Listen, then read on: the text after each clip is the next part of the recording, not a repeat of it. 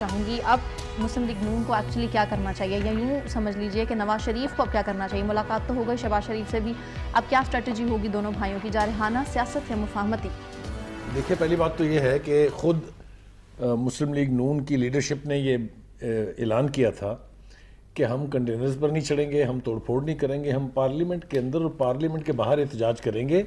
مگر ہمارا وہ احتجاج جو ہے وہ اس طرح کی توڑ پھوڑ نہیں ہوگی۔ ایک تو یہ ہے کہ ان کو اپنے اس اعلان کا خود سے پاس کرنا چاہیے،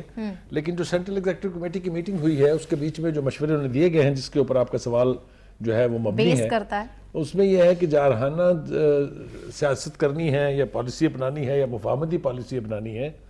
تو دیکھیے، جو کچھ اقدامات کیے جا رہے ہیں ان سکسیشن،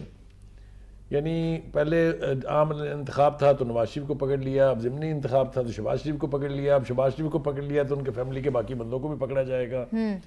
میرا اس کے اوپر ذاتی طور پر صرف ایک اعتراض رہا ہے جو آج بھی قائم ہے، اور اس کا مجھے کہیں سے کوئی مثبت جواب نہیں ملتا ہے کہ صوبہ صرف ایک خراب ہے جس کا نام پنجاب ہے، فیملی صرف ایک کرپٹ ہے جس کا نام شریف ہے، بیوروکریٹ یہاں کے بہت بڑے کرپٹ ہیں، یہاں کوئی منصوبہ یعنی رشوت کے بغیر جو ہے وہ نہ لگا ہے نہ مکمل ہوا ہے۔ باقی ہر جگہ اللہ کا فضل ہے، کسی کے ڈیفنس منسٹر کے اوپر نیب کا کیس ہے، کوئی پوچھنے والا نہیں ہے، کسی کے فارمر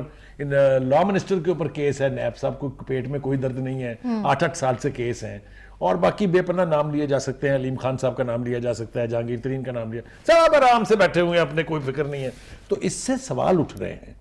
اور یہی وجہ ہے غالباً کہ مسلم لیگ کا جو جیالہ کہہ لیں، متوالا کہہ لیں، جو بھی اس کے ورکرز ہیں یا ان کی لیڈرشپ ہے، وہ یہ سوچ رہے ہیں کہ جی آرام سے تو ان کے کان پہ جوں نہیں رینگ رہی، اب وہی وطیرہ اختیار کریں جو خود تحریک انصاف نے اپنائے رکھا اور 4.5 سال تک اپنائے رکھا۔ میرا خیال ہے they're running short of options کہ وہ مفاہمتی پالیسی اپنائیں